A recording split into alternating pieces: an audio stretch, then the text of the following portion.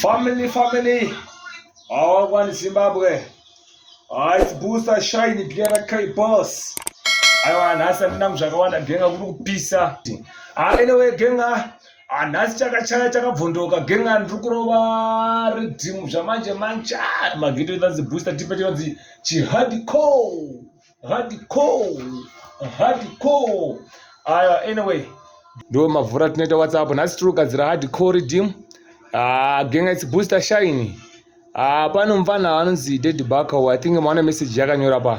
Manje atimupinduri because munhu akatarisa iye manjika. Maybe atora ne Facebook.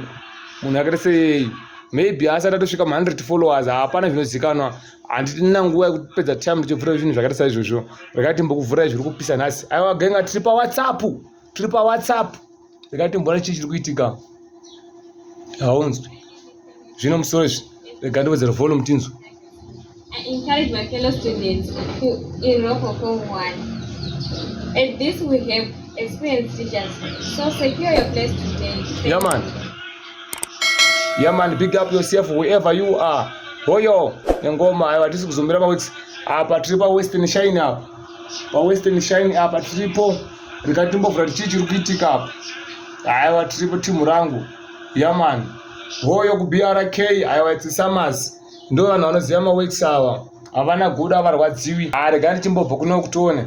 Ndo magroup andinawo timu rangu ava. Timu. Alright. Do isa. Pamuganga paneiko apapo. Alright. Zvine musoro izvi. Izvi tinoplaya zvitimu rangu. My name is Tinoplaya zvine musoro izvi.